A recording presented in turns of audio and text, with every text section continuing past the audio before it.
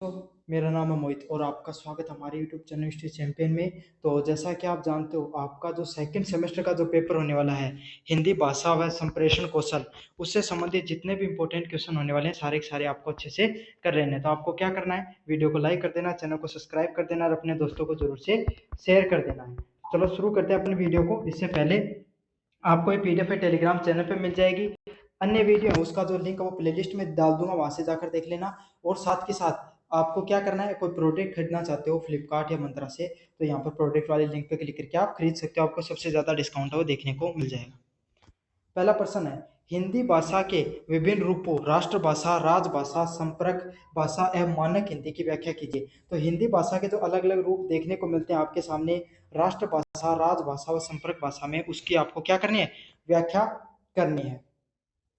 तो हम जानते हैं कि जो आपके सामने जो हिंदी है वो एक हिंदी हमारे सिर्फ भारत देश में अलग अलग क्षेत्रों में बोली जाती है। और जैसे जब हिंदी की शुरुआत होती है वो संस्कृत से निकलकर फिर पाली, प्राकृत जैसी भाषाओं से नीचे छठती छठती कहाँ तक पहुंचती है, हिंदी का जो वास्तविक रूप है वो निकल कर आता है। तो एक हिंदी है, और उससे फिर अनेक अनेक प्रकार की क्षेत्रीय भाषाएं वो आपको देखने को मिलती हैं। तो हिंदी की अगर अपन बात करें तो एक प्रकार के विशाल वृक्ष के समान है, जिसकी अनेक शाखाएं हैं और वो अनेक अनेक रूपों में फैली हुई है। यह केवल एक बोली नहीं है। अगर आप इसकी बात करो तो ये एक प्रकार की बोली नहीं है, बल्कि इसमें क्या बहुआयामी भाषाएं देखने को मिलती है। मतलब अलग अलग प्रकार की जो भाषाएं हैं वो इससे जुड़ी हुई है। भाई एक बात बताओ, मारवाड़ी बोलो थी, इन कितनी ज्यादा हिंदी भाषा को प्रयोग हुआ है ना। हरियाणवी देख लो, पंजाबी देख लो, हिंदी भाषाएं की भाषा है जो सारा क्षेत्रीय भाषा में कठे न कठे तो जुड़ी हुई है, जो भारत की भाषाई सांस्कृतिक विविधता को समेटे हुए। और आपको क्या देखने को मिलता है, जो आपके सामने हिंदी है इसमें क्या देखने को मिलती है, संस्कृति और भाषाई जो विविधता, अलग अलग प्रकार की जो भाषाएं हमारे देश में बोली जाती है, हमारे देश की जो संस्कृति है वो इसी से क्या है, जुड़ी हुई दिखाई देती है आपके सामने। तो इसके जो विभिन्न रूपों को समझना और इसकी व्यापक को समझना, जैसे अगर आपको इसके समझ लेते हो तो इसके जो अलग अलग रूप हैं वो उसको भी आप समझ जाते हो। पहला प्रश्न है, राष्ट्रभाषा। भारत का कोई एक ऐसी घोषित राष्ट्रभाषा नहीं है, लेकिन हिंदी को अक्सर हम सम्मान से नवाजा जाता है। क्यों राष्ट्रभाषा? तो कानूनी रूप से हमने इसको नवाजा नहीं है राष्ट्रभाषा के रूप में हिंदी को, लेकिन भारत में सबसे ज्यादा बोली जाने वाली भाषा कौन सी है, हिंदी है। तो इसको हम क्या मान लेते हैं, एक प्रकार की राष्ट्रभाषा के रूप में भी जान लेते हैं। राष्ट्रभाषा का विचार किसी भी राष्ट्र की संस्कृति और पहचान दिलाने वाली भाषा से जुड़ा होता है। तो राष्ट्रभाषा क्या होती है भाई, ऐसी भाषा जैसे चीनी भाषा, अंग्रेजी भाषा, फ्रेंच भाषा, आपके सामने अमेरिकन लैंग्वेज, जो भी इटालियन लैंग्वेज, तो कोई भी लैंग्वेज है उसको किस रूप में देखते हैं, उस देश की जो राष्ट्रीयता होती है, उस देश में क्या क्या कैसे लोग रहते हैं उसके रूप में देखा जाता है। ऐसे ही हिंदी का नाम आते हैं, क्या समझ में आता है, इंडिया या हिंदुस्तान शब्द है वो आपके, या भारत शब्द हमारे दिमाग में आता है। ये क्या दिखाता है, हमारे राष्ट्र की संस्कृति को भी दिखाता है। वह भाषा जो देश की एकता का प्रतीक है और भावनात्मक रूप से लोगों को जोड़ती है। तो आपके सामने भाषा क्या है, जो क्या करती है, देश के एकता का, सभी लोगों को एक रूप में दिखाने का प्रयास करती है और लोगों को भावनात्मक रूप से प्रेम के रूप में एक दूसरे से जोड़ने का प्रयास करती है। तो मतलब लोग भावनात्मक रूप से इससे जुड़े होते हैं। हालांकि संविधान ने किसी भी भाषा को राष्ट्रभाषा का दर्जा दे दिया है, लेकिन संविधान में किसी भी भाषा को क्या नहीं कहा, राष्ट्रभाषा के रूप में नहीं जाना है। फिर भी हिंदी को उसकी अपनी भौगोलिक व सामाजिक व्यापकता के कारण इस पद की सार्वभौमिक दावेदार, लेकिन सबसे ज्यादा बोली जाती है, इसीलिए इसको क्या कहा गया है, आपके सामने राष्ट्रभाषा के रूप में जाना गया है। राजभाषा। तो संविधान के अनुच्छेद नंबर 343 में हिंदी को भारत संघ की राजभाषा, ऑफिशियल लैंग्वेज, ऑफिशियल लैंग्वेज क्या होती है, नाम से समझो, ऑफिस प्लस लैंग्वेज, राज के भाषा, राज के जो ऑफिशियल काम होते हैं, ऑफिस के जो भी काम होते हैं वो हिंदी भाषा में भी किए जाते हैं। राजपत्र के जो भी कार्य होते हैं वो हिंदी भाषा में भी किए जाते हैं। यह वह भाषा है जिसका प्रयोग सरकारी कार्य, प्रशासनिक, पत्राचार और संसद में किया जाता है। तो ये इस प्रकार की भाषा है जिसका कार्य अलग अलग प्रकार के जो प्रशासनिक कार्य हो गए, प्रशासनिक पत्राचार हो गए और संसद वगैरह में भी किया जाता है। अंग्रेजी के साथ साथ हिंदी का प्रयोग भी सरकारी कामकाज में अनिवार्य है। और क्या बताया गया है, अंग्रेजी के साथ साथ हिंदी है उसका उपयोग भी सरकारी कामकाज में किया जाता है। तो भारत के संवैधानिक शक्ति या प्रासंगिकता प्रदान करती है। मतलब हिंदी भाषा को एक प्रकार की शक्ति प्रदान करने का कार्य राजभाषा के रूप में किसका है? संविधान का है। संविधान इसको शक्ति प्रदान करता है। संपर्क भाषा, संपर्क भाषा कौन सी होती है? वह भाषा जो दो या दो से अधिक भाषाओं या समुदाय से जुड़ी होती है। तो आपके सामने ये हिंदी है, उसको संपर्क भाषा के रूप में भी जाना जाता है। क्यों? क्योंकि एक से अधिक, दो या दो से अधिक जो भाषाएं होती हैं उससे भी जुड़ी होती है। हिंदी को भारत के विभिन्न राज्यों में बखूबी निभाई जाती है, बोली जाती है। तो आपको पता है हिंदी भारत के अलग अलग राज्यों में बखूबी रूप से बोली जाती है। हर राज्य में इसको अच्छे से बोला जाता है। खास करके गैर हिंदी भाषी क्षेत्रों में सबसे ज्यादा कहाँ पर बोली जाती है? जहाँ पर हिंदी कम बोली जाती है। जैसे वहाँ के लोग व्यापार के लिए, पर्यटन के लिए व सामाजिक संबंधों के लिए किसका प्रयोग करते हैं? हिंदी का प्रयोग करते हैं। तो हिंदी का प्रयोग अलग अलग रूपों में, अलग अलग संस्कृति में व्यापार करने के लिए। अब आप एक बात सोचो, आप क्या आपके क्षेत्र से निकलकर कहाँ पर चले गए? जयपुर में चले गए या कोई शहरी क्षेत्र में चले गए, आपको कोई भाषा नहीं समझ में आई, आपने हिंदी बोल दी, वो आपकी लोकल लैंग्वेज नहीं समझ पाएंगे, लेकिन आपकी हिंदी लैंग्वेज है वो समझ पा जाएंगे। समझ में आ गया? तो हिंदी का जो व्यवहार है वो क्या है? लोगों से व्यवहारिक रूप से जुड़ी हुई है। तो आपके सामने हिंदी है वो सभी लोगों से क्या? व्यवहार की भाषा है, आम जन की भाषा है, हर व्यक्ति उसको समझ सकता है। मानक हिंदी कौन सी होती है? मानक हिंदी का वह प्रशिक्षित व वैज्ञानिक रूप से जो शिक्षा, साहित्य, मीडिया व सरकारी कामकाज के प्रयोग में किया जाता है।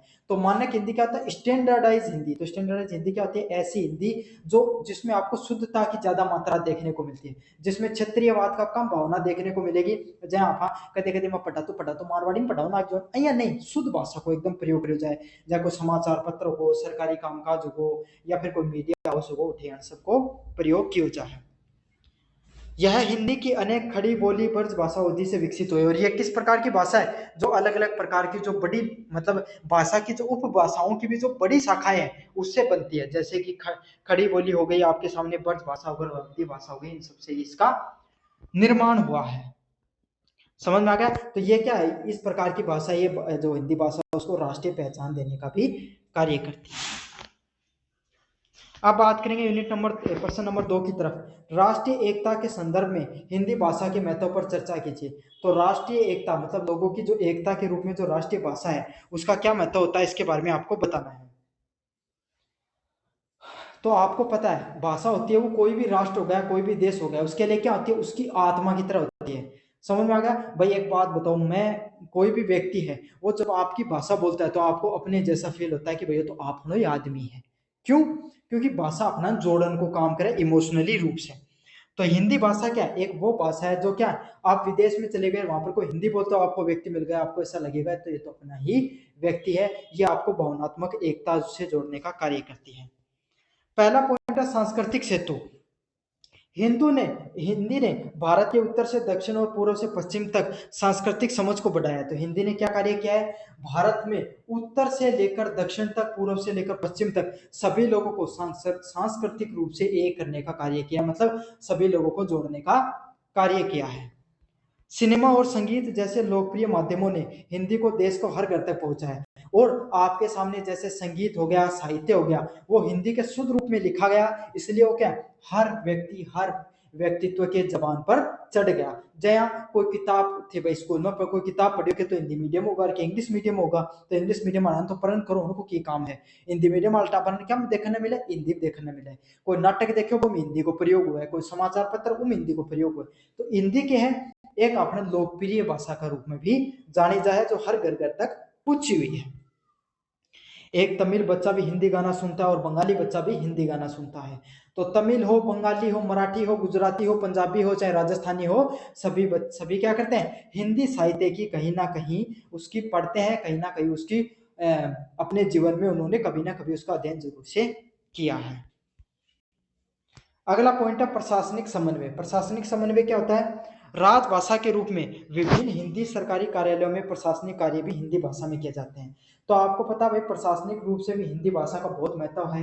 तो अलग अलग प्रकार के जो प्रशासनिक कार्य है वो भी किसमें किए जाते हैं? आपकी हिंदी भाषा में किए जाते हैं। यह चीज सुनिश्चित करती है कि केंद्र सरकार की नीतियां और संदेश देश देश के हर भारत देश के कोने कोने तक पहुंच सके। क्यों? हिंदी को हर व्यक्ति समझ सकता है। अब अंग्रेजी में कोई चीज लिखेड़ी हजार का था समझ में नहीं समझ में, लेकिन हिंदी में लिखेड़ी हो तो अनपढ़ कोई भी पढ़ के समझ ले। और नहीं समझ पाओ तो कोई भाई दादा का नहीं समझ मारिए तो पोता ने बुला के दो चट्टो मार के पूछ ले कि भाई पढ़ के सुना भाई, रामड़ा के लिखेड़ो एक मैंने रामड़ो पढ़ के सुनाओ कि दादा पेंशन आ गई तेरी, दादो राजी हो जा। समझ में आ गई। और यही बात लिखेड़ी होती तो रामड़ो दूसरी क्लास में तीसरी क्लास में पढ़ा कौन समझ में आवा। समझ में आ गई। तो यही है कि जितने भी प्रशासनिक कार्य होते हैं उसके अंदर क्या है, आपके सामने हिंदी भाषा का उपयोग किया जाता है। अगला क्या है, सामाजिक संवाद। हिंदी ने विभिन्न राज्यों और लोगों को एक दूसरे का जोड़ने का कार्य किया है। तो हिंदी भाषा ने क्या है, विभिन्न लोगों को देश देश में जोड़ने का कार्य किया है, चाहे वो पर्यटन, व्यापार व शिक्षा का कार्य हो। तो अलग अलग प्रकार के जो कार्य होते हैं, शिक्षा का कार्य हो, पर्यटन का कार्य हो और व्यापार का कार्य हो, सभी लोग हिंदी भाषा से कहीं ना कहीं तो जुड़ाव महसूस करते हैं। तो भाई बात कहें थे, अब मान लो चला गया कोई दिल्ली का नहीं चले गए थे, बोलने लगा मारवाड़ी, कौन समझ पावे, आया कहते जी का ही बोलो हो, है ना, कौन समझ में आओ उनके। तो थे हिंदी बोल दो कि बात है कि साहब यार 4 किलो सब्जी के भाव है, आया बोलो कौन समझ आया, कहते हो 4 किलो सब्जी देनी है आपको, तो समझ जाएगा। तो यही है हिंदी भाषा, वही रूप है जहां पर कोई व्यक्तित्व को, आप उत्तर भारत हो चाहे दक्षिण भारत हो, चाहे आपके सामने उत्तर पश्चिम हो, कहीं पर भी आप चले जाते हो, आप ना उस भाषा के माध्यम से लोगों से संपर्क स्थापित कर सकते हो। साझा पहचान का निर्माण करना। हिंदी ने भारत को अनेकता में एकता का भाव जोड़ा है। तो के क्रियो है बतान बताई ना, अब थे राजस्थान बाहर नहीं चला गया, गुजरात का नहीं चला गया, महाराष्ट्र का नहीं चलेगा, फिर कोई मारवाड़ी समझे न समझे लेकिन हिंदी बोली तो था जब समझ में जा उनके अर्थ है के करो, पढ़नी चल जाए विदेश, विदेश में चल जाए कोई दुबई का नहीं, कोई इन अमेरिका का नहीं, तो उठिन कोई हिंदी भाई था बोल तो मिल जा, तो थारे क्यों जा एकदम आत्म संतुष्टि हो जा, वो तो अपने देश को आदमी है। तो ये क्यों जा साझा पहचान है, मतलब एक ऐसी पहचान है, कपड़ा देख के कौन पहचानो, शकल देख के कौन पहचानो, क्यों भाई 2-3 फीट उठे रहता हूँ, बाढ़ उनका भी धोला, शकल उनकी भी धोली होगी उनके ब्रो, लेकिन हिंदी बोल तो मिल जा तो थान बेरो पाट जाए कि मरो आदमी तो अपन ही है। समझ में आ गई। तो यही है, हिंदी ने भारत में अनेकता में एकता की भावना को पुष्ट किया, मतलब सारे लोगन एक जगह करने को कार्य किया, एक साझा इतिहास, साहित्य व सांस्कृतिक धरोहर के रूप में कार्य किया है। किस रूप में किया है कि सभी लोगों को साझा रूप में एक करने का, सांस्कृतिक रूप से और साहित्यिक रूप से एक करने का कार्य करती है। भारत के स्वतंत्रता संग्राम में हिंदी ने महत्वपूर्ण भूमिका निभाई थी। क्यों भारत के स्वतंत्रता होने में हिंदी की महत्वपूर्ण भूमिका इसीलिए थी क्योंकि हर समाचार पत्र है, हर जो रेडियो पे आपके सामने भाषण दिए जाते थे, जो नेता भाषा का प्रयोग करते थे सबसे ज्यादा, वो कौन सी थी, हिंदी भाषा थी। इसी हिंदी भाषा ने सबको एक रूप से जोड़ने का कार्य किया। अगले वाला क्या है, विभिन्न क्षेत्रों में हिंदी भाषा के प्रयोग की चुनौतियां क्या है। तो आपके सामने हिंदी भाषा के प्रयोग में चुनौतियां किस किस प्रकार की देखने को मिलती हैं।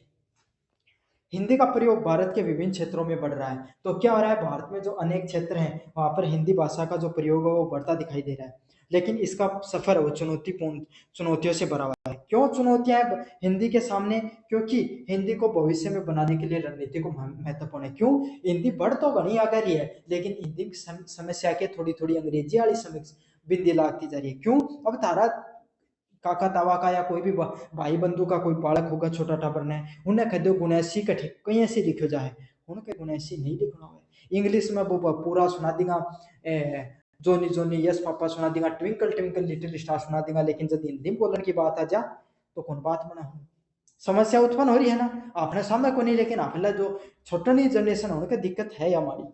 तो यही है कि हिंदी के सामने जो समस्याएं आ रही है इसी के सामने अपन बात करेंगे। तो अंग्रेजी का प्रभुत्व बात करें, भारत में विशेषकर शहरी और उच्च शिक्षा के स्रोतों में तो इसे ज्ञान, प्रतिष्ठा और अवसरों के रूप में भी देखा जाता है। तो अंग्रेजी के है, अंग्रेजी अपने समाज में थे, खुद ही देख लो जी, आदमी ने अंग्रेजी आओगी तो अलग ही बढ़ जाए ना। क्यों, यहाँ देखो जाके भाई अब हमारे मोबाइल चलाओ, सारी चीज अंग्रेजी में, हिंदी में कौन मिले था, है ना, बिना अंग्रेजी का आज के दिन कोई काम को नहीं हो, आदमी ने एसएमएस लिखना हो तो भी अंग्रेजी में टाइप करे। तो यही है, ये क्या है, ज्ञान का भी सूचक है, प्रतिष्ठा का भी सूचक है और अवसर का भी सूचक के रूप में दिखाई देती है। भाई लोगों ने लगा कि अंग्रेजी आवा तो थोड़ा ज्यादा होशियार। और हिंदी भाषी युवाओं को पेशेवर दुनिया में खुद को साबित करने में मुश्किल आती है। तो जो जिस व्यक्ति को जीवन में आगे ज्यादा सफल होना होता है और उसको सिर्फ हिंदी आती है तो उसके सामने कई चुनौतियां सामने आती हैं, और अंग्रेजी उसको सामने आती है तो वो जल्दी से पूरी दुनिया में पहचान बना लेता है। अब समस्या कठिया हुआ है, अब मान लो आप भारत में, जब भारत में तो चलो ठीक है चीज समझ में आ जाए हिंदी, लेकिन विदेश का नहीं ज्यादा आदमी जान लगा तो उठे तो क्या कि उनका हिंदी समझ में नहीं आ, तो उठे अंग्रेजी की बहुत ज्यादा पहुंच दिखाई दे। मानकीकरण का अभाव। तो हिंदी की अनेक बोलियां हैं जो अक्सर विभिन्न क्षेत्रों में लोग अपनी बोली को सही हिंदी मानते हैं। तो अब क्या है, मान लिया मारवाड़ी अड़वाद राजस्थान को आदमी मारवाड़ी ने ज्यादा बढ़ावा दिया, राज्य हरियाणा वाला हरियाणवी देव, महाराष्ट्र मराठी देव, तमिलनाडु वाला तेलुगु ने देवी, सब आपस में लट काटे बैठे हैं, बोले भाई जी मैं तो कौन माना हिंदी में, तुम हर लीन मान ला। अरे तो बेटी का बापू, ये अपनी ही तो भाषा है, या तमिल तेलुगु मराठी ये सारी निकली गठी हुई अपनी भाषा तो निकली, उनकी कोई उपबोली है वह, समझ मांगे। तो यही है, हर अलग अलग क्षेत्र के जो लोग हैं वो क्या अपनी भाषा को ज्यादा महत्व देते हैं। इनकी इससे भाषा का मानवीकरण में कठिनाई होती है। तो स्टैंडर्ड भाषा मतलब हम भारत की राष्ट्रीय भाषा इसलिए नहीं बना पा रहे हैं क्योंकि सभी लोग हैं वो इस बात को स्वीकार्यता नहीं देना चाह रहे हैं कि हम हिंदी को स्वीकार कर लेंगे अपने क्षेत्र के रूप में। तो यही है, इसीलिए जो तकनीकी अभाव है वैज्ञानिक क्षेत्रों में, जो आपके सामने विज्ञान जो शब्दावली बनाने में अनेक प्रकार की चुनौतियां देखने को मिलती हैं। तकनीकी चुनौती क्या है, इंटरनेट और सॉफ्टवेयर की दुनिया में हिंदी में अभी भी संघर्ष है। तो मैं थाने बताया नहीं, इंटरनेट पर कोई चीज था नहीं देखो मिला, सब क्यों इंग्लिश में लिखने मिला है। तो यही है, तकनीक और इंटरनेट और सॉफ्टवेयर की दुनिया में आज भी अलग प्रकार का संघर्ष देखने को मिलता है। आपको हिंदी में कम और अंग्रेजी में ज्यादातर चीजें देखने को मिलती है। हालांकि यूनिकोड और अन्य तकनीकों के माध्यम से टाइपिंग और लेखन को आसान बना दिया गया, लेकिन अब क्या धीरे धीरे तकनीक में भी बदलाव आ रहा है। यूनिकोड हो गया और टाइपिंग हो गया, उसको तो हमने बदलाव कर दिया, लेकिन जो सॉफ्टवेयर का मेन कोडिंग होती है उसमें आपके सामने अभी भी चुनौतियां दिखाई पड़ती हैं। सरकारी नीतियां और धीमी गति। सरकार ने राजभाषा के रूप में हिंदी को बढ़ावा देने के लिए अनेक कदम उठाए। तो सरकार ने क्या किया है, राजभाषा के रूप में हिंदी को बढ़ावा देने के लिए आपके सामने क्या किया है, अनेकों कदम उठाए हैं। इन नीतियों के क्रियान्वयन अक्सर धीमा होता है। तो इससे क्या होती है, जो अलग अलग प्रकार की जो नीतियां होती हैं उसको लागू करने में क्या बहुत ज्यादा आपके सामने जो धीमी चीजें दिखाई पड़ती हैं। सरकारी कार्यालयों में भी अंग्रेजी भाषा का प्रयोग जारी है, और जो सरकारी कार्यालय होते हैं उसमें भी अंग्रेजी भाषा है उसका प्रयोग है वो लगातार आपका चलता हुआ दिखाई दे रहा है। इसमें हिंदी को प्रयोग को बढ़ावा देना चाहिए। तो यही है, सरकारी कार्यालय में भी अंग्रेजी सबसे ज्यादा लिखी जाती है। कोर्ट में चले जाओ, कोर्ट कचहरी का काम हो और कोई विभागीय काम, उसमें अंग्रेजी का प्रयोग भी आज सबसे ज्यादा देखने को मिलता है। तो इसीलिए हिंदी को हमें और बढ़ावा देने की भी जरूरत है। तो ये आपके सामने कुछ मुख्य चुनौतियां देखने को मिल रही हैं अभी भी हिंदी के सामने।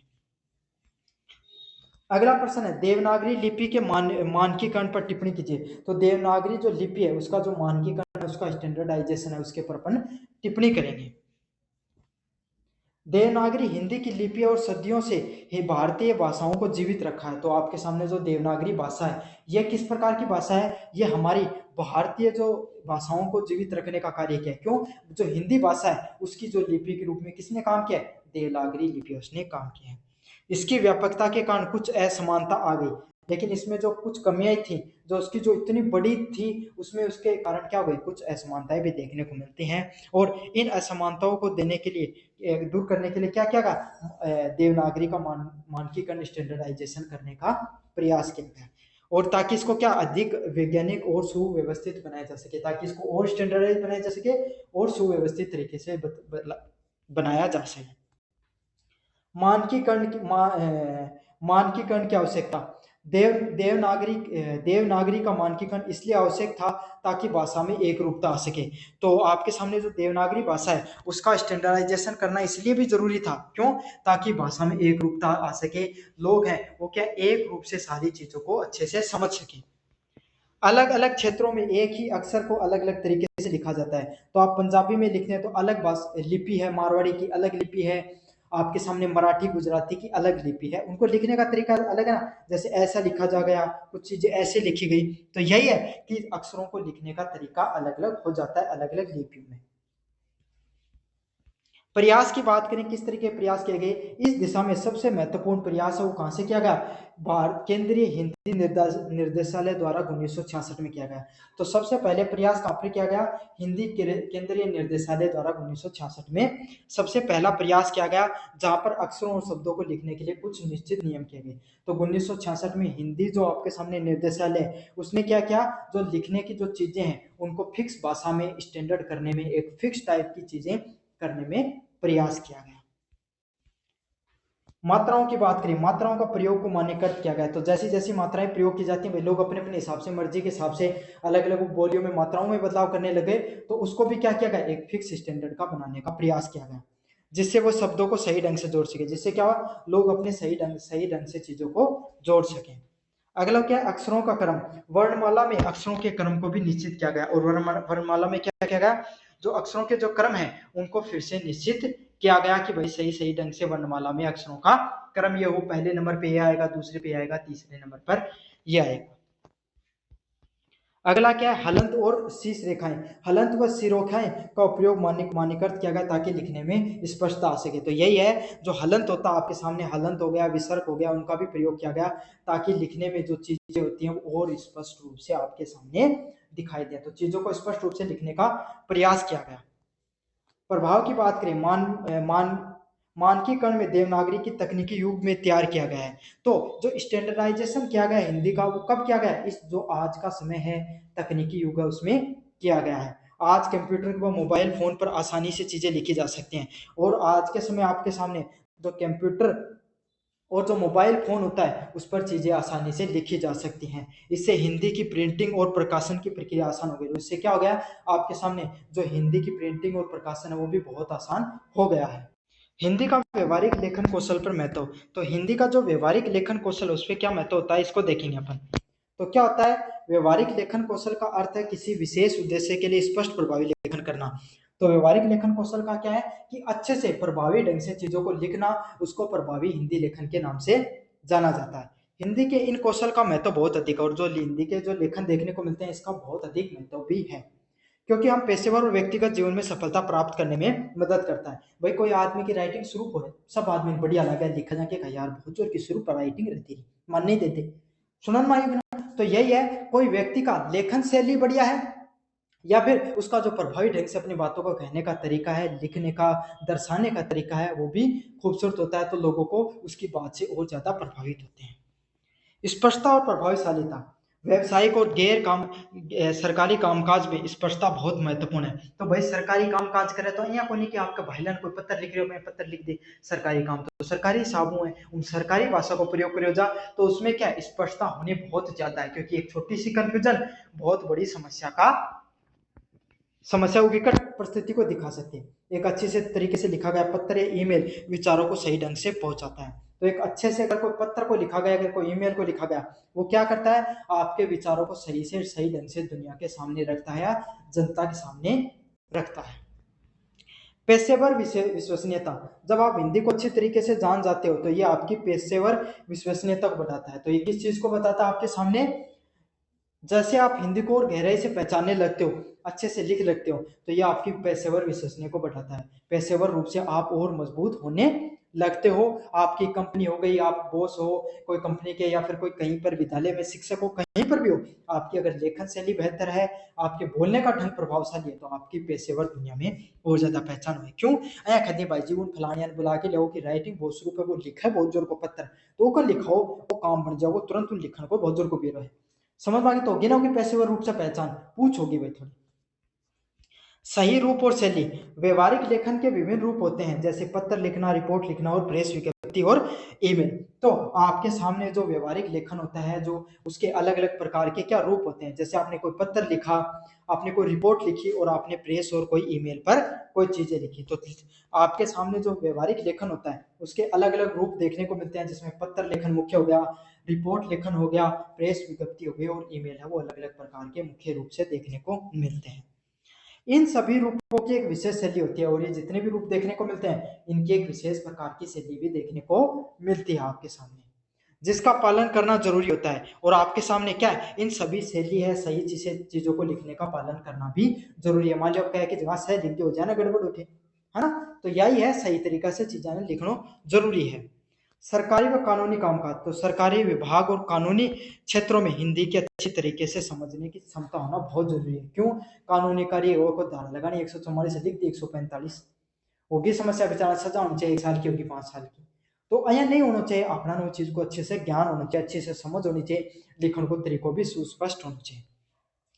कुछ प्रमुख पत्र लेखन। तो सरकारी और व्यवहारिक पत्र लिखने की कला में आपके सामने जो आपके अंदर कला होनी चाहिए, पत्र लेखन में काफी काम आती है। रिपोर्ट लेखन में, तो किसी परियोजना घटना या आप रिपोर्ट लिखते हैं तो उस समय भी आपको काफी बार आपको हिंदी में लिखना है, वो काफी मददगार सिद्ध होता है। प्रेस विज्ञप्ति, मीडिया के लिए आधिकारिक अगर कोई बयान वगैरह लिखते हो तो उसमें भी आपको काफी मददगार सिद्ध होती है। ईमेल लेखन, व्यावसायिक लेखन में जो ईमेल लिखते हो उसमें भी आपको काफी हेल्प होती है। तो यह आपके सामने जो पूरा का पूरा हिंदी भाषा व संप्रेषण कौशल से संबंधित जो पेपर था, मैंने सारा का सारा आपको करवा दिया। धन्यवाद।